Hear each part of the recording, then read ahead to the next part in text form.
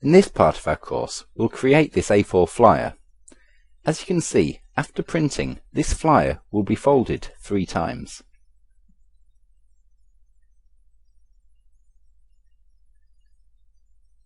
This first part should be smaller than the other two. Let's check if the Snap to Guidelines option is active. Go to View menu, then Snap to, and check if this option is active. Well, to make this more visible, I'll draw these parts without using the guidelines. Switch to Rectangle tool, draw a rectangle and change its fill colour to green. Let's hide the guidelines now. Go to View menu and click on Guidelines to deactivate. Go to View menu, then Snap to and activate the Snap to Objects option. Switch to the Pick tool and duplicate the rectangle 2 times. Place these copies like this. Well, before we move on, let's numerate these objects. Switch to the Text tool and click on the first rectangle and write the number 1. Duplicate this text 2 times and place the copies over the second and third objects. Change the copied text to 2 and 3. Switch to the Pick tool, select all 3 numbers and change the fill colour to red. Let's now analyse the folding of the flyer we'll make. The first part will fold inside the flyer. Well, I'll modify this object so you can see it better. This first part will be folded inside the flyer and it will be smaller than the parts 2 and 3.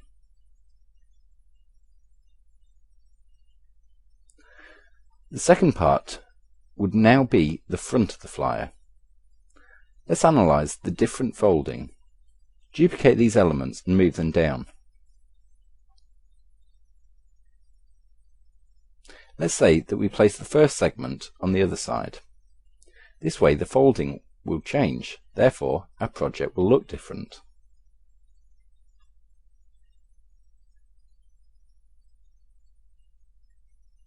Select this rectangle and delete it.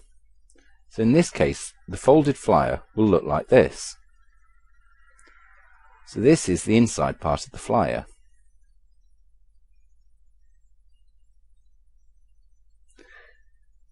These upper objects represent the look of the front of the flyer. Well, now we can clearly see how it'll look. Knowing how the flyer will fold is really important in making such projects. We need to create both these sides slightly smaller to make them fit the rest of the flyer nicely. Let's move on and start creating our next project.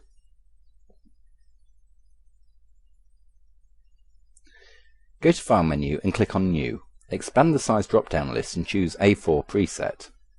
Change the page orientation to landscape.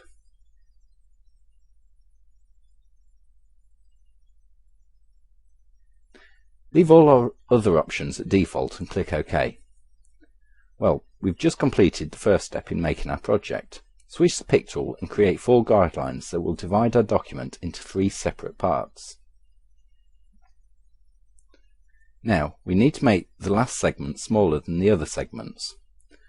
The width of our page is 297mm. Let's now use simple calculations to get the width of each of the segments. 297 divided by 3 gives us 99. So, right now, each of these segments should have 99mm. We now need to calculate the size of the last segment. Before we do that, let's correctly place each of these guidelines. Select the first guideline and change its x-axis to 0mm. Select the second one and change its position to 99mm. Select the third guideline. 99 times 2 is 198. Change the position of this guideline to 198mm and press enter. So now we have 3 segments. Each one has 99mm width. 99 times 3 gives us 297, the width of the page. So, why the last segment needs to be smaller is because we need to avoid the middle segment bending into an arch. To get the exact width of this segment, we would have to call the print house. For now, let's say that the last segment has to be smaller by 1mm. So we'll fold this flyer where the second and third guidelines are placed. Let's move on. The easiest way to deal with the smaller part is to just make the margins bigger by 1mm.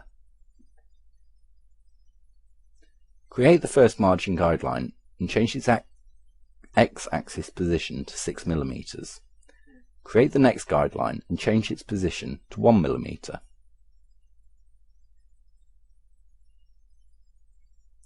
So we've just created two guidelines placed at 1 and 6 mm from the beginning of the page. The margin is now correct. The downside of doing it like this is that our flyer will become smaller. We'll have 296 mm instead of 297 mm. Let's now duplicate this guideline 2 more times. Both copies will be moved from the original guideline by 5 mm. Select the first copy and change its x-axis position to 94 mm. Select the second guideline and change its x-axis position to 104 mm. Well, let's check if the position of that margin is correct.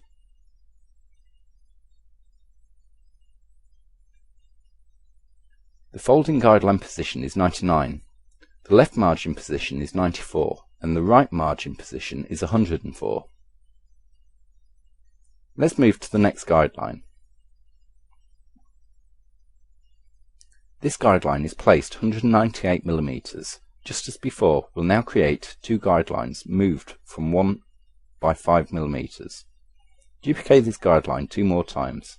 Select the copy on the right and change its position to 203 mm. Select the copy on the left and change its position to 193 mm. Let's move on to the last guideline. Duplicate the last guideline. Select the copied guideline and change its position to 292 mm. Just created all margins for our flyer.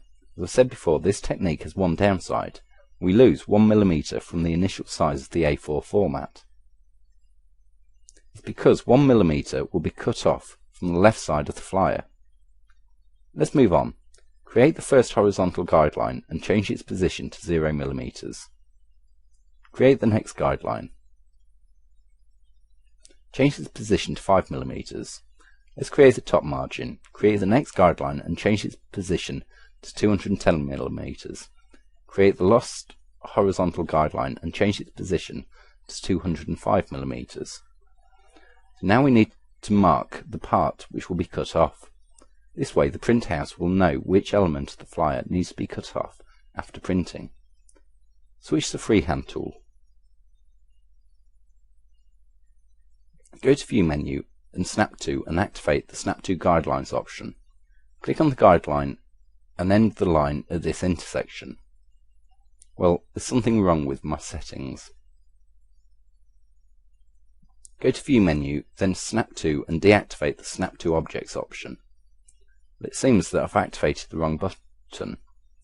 I'll now deactivate the Snap to Grid option and activate the Snap to Guidelines option. Switch to Freehand tool and create the crop mark. Make sure that this line is outside the page and its X position is set to 1 mm.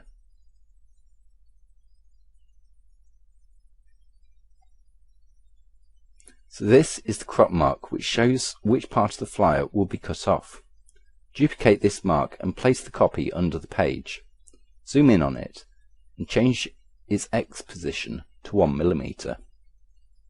Press Shift and F4 to fit the page on the screen. Select the bottom mark and press the plus key on the numeric keyboard to duplicate it. Change the position of the copied line to 99 mm. Press the plus key again and make another copy. Change the position of this copy to 198 mm. You now need to do the same thing with the mark above the page. Select this mark and press the plus key on the numeric keypad to duplicate it. Change the position of this copy to 99 mm. Press Shift and F4 to fit the page on the screen. Press the plus key again to create another copy and change its position to 198 mm. You need to make sure that each of these marks are placed correctly. You don't need to crop mark on the right edge of the page, but let's do it anyway. Duplicate this mark and place the copy 297 mm. Now need to do the same thing with the bottom mark. Select it, duplicate it, and change the position of the copied element to 297 mm. All top and bottom marks are now ready. Before we move on, we need to do one more thing. To make this more visible, let's hide the guidelines for a while. go to View menu and deactivate the guidelines. Select this mark and duplicate it. Rotate the copied object by 90 degrees.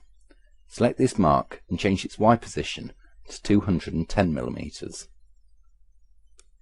Well, let's make it slightly longer. Zoom in and use the transformation point to make this mark longer. Press Shift and F4 to fit the page on the screen. Duplicate this mark and move the copy down.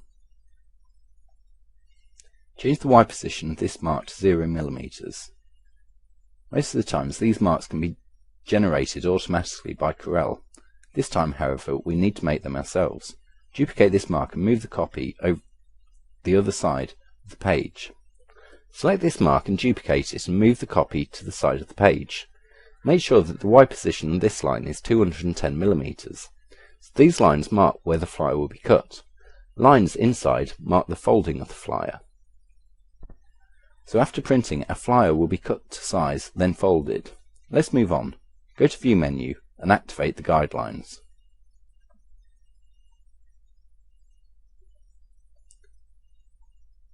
Well, let's go back for a while.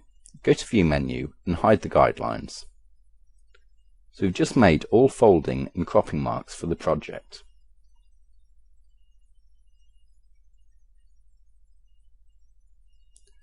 The colour of these marks should be set to 100% CMYK.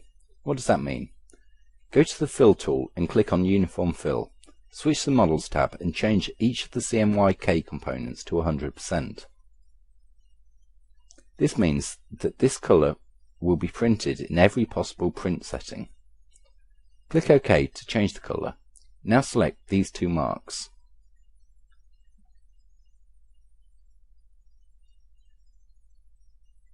As you can see, the colour of these marks is now set to 100, 100, 100 CMYK value. As I said before, the downgrade of this technique is the change in the size of the A4 format. It'll go from 297 to 296 mm. Saying that, the first segment also changes. Its width is now 98 instead of 99 mm. Let's make the guidelines visible again.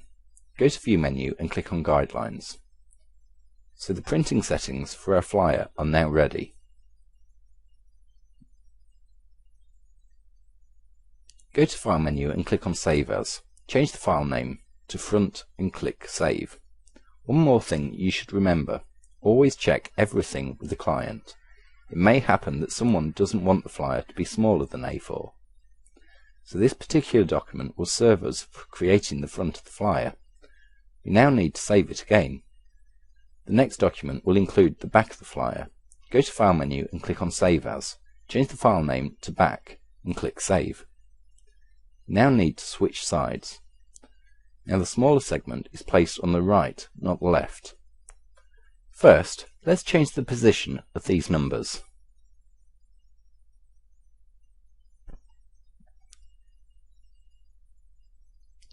We now need to switch everything. Let's try to change the position of these guidelines. As you remember, the first margin should be placed at 6 mm.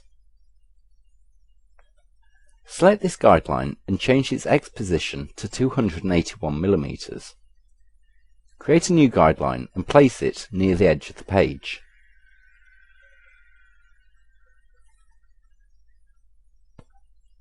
Change its position to 296 mm. Select this crop mark and change its position to 296 mm as well. Scroll down.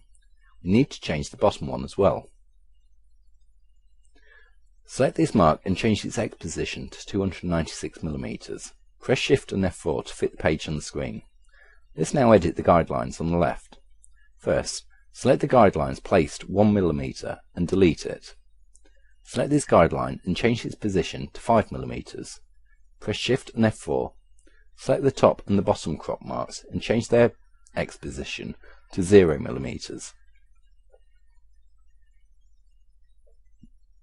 Select the next pair of marks. As you can see, they will stay in the same position at 99 mm. Nothing will change here, as everything is set correctly. Saying that, we also know that the next set of guidelines will stay as they are. So guidelines for the back of the flyer are now ready. Press Shift and F4. Let's also remember that although this flyer is based on an A4 page, it doesn't have the same size. Our flyer size will be 296 by 210mm. Let's now go back to the front of the flyer. Go to File menu and click Open. Select the file Front CDR and click. Before we start creating the flyer, let's do one more thing. It's really easy to move this crop and fold marks during the working of the project. That's why we ought to save them on a separate layer and lock them. Go to Tools menu and click on Object Manager. Collapse all lists. Now, expand the Page 1 Layers list. Let's undock this docker and move it here. Access the Docker menu and click on New Layer. Change the name of this layer to Crop Fold Marks. We'll now move all crop and fold marks to this layer.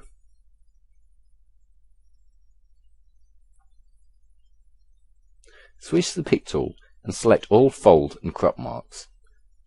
Drag them all and drop them over the crop fold marks. Let's now check if we've successfully moved them. Go to View menu and deactivate guidelines. Change the crop fold marks layer color to red. Go to View menu and click on Wireframe. As you can see, all marks are red. This tells us that all these elements are placed on the right layer. Go to View menu and click on Normal. Go to View menu again and activate the guidelines. Go to Object Manager Docker and click on the pencil next to the crop fold marks layer. This way all marks will be locked. Collapse the crop fold marks layer list and switch to layer 1. Close the Object Manager Docker. Now, go to the View, then Snap To and check if the Snap To Guidelines option is active. Switch to the Rectangle tool. Move your cursor over this intersection and draw the first rectangle. This rectangle is the smaller segment of the flyer. Now, draw a rectangle over the two other segments. Change the fill color of both of these rectangles and set the stroke to none. This rectangle will be the first part of the flyer.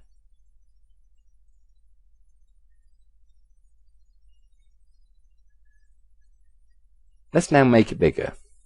This way we'll create the bleed limit. Select this rectangle, go to Range menu, then Transformations and click on Size. Uncheck the Proportional option. As you can see, this rectangle's width is 98mm. It's because it ends where the cutting line starts.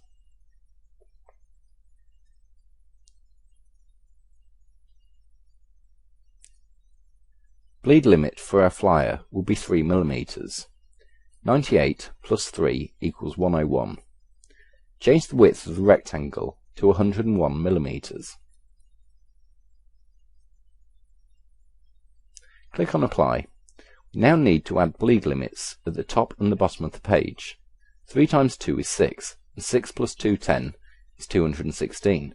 Change the height of this rectangle to 216mm and click Apply. As you can see, the bleed limit is now set correctly and is now visible. In the last stage of the pre-production, these bleed limits will be cut off from the layer. Select the second rectangle. Its width is 198mm. Let's change the height of this rectangle to 216 and click Apply. Just created the bleed limit at the top and the bottom of the flyer. We now need to add the bleed limit at the right hand side. 198 plus 3 is 201. Change the width to 201mm. Before we click Apply, we need to change the origin point to the middle left. Change the origin point and click Apply. Zoom in to check if everything is OK. Press Shift and F4 and close the Transformations docker. Both rectangles are now ready and the bleed limit was successfully added. These marks which we created previously show where the flyer will be cut. Let's move on. We'll now import photos. Go to File menu and click Import. Select Files, ArcoSpar JPEG and MTCapi 4 JPEG and click Import. Click once for each photo to place them inside of the document. Let's now place these photos inside the rectangles. Select the bigger photo, go to Effects menu, then Power Clip, and click Place Inside Frame. Click on the first rectangle, and place the selected photo in it. Click on the Edit Power Clip icon to go inside the frame. Zoom out and downscale the photo. Let's now decide which part of this photo will be visible. Let's move it slightly to the left and exit the Power Clip editing mode. Select the next photo, go to Effects menu, then Power Clip, and click Place Inside Frame. Click on the second rectangle to place the photo. Go into the frame, position the photo, and exit the frame. Press Shift and F4 to fit the page to the screen. As you can see, both photos are now in separate Power Clip frames.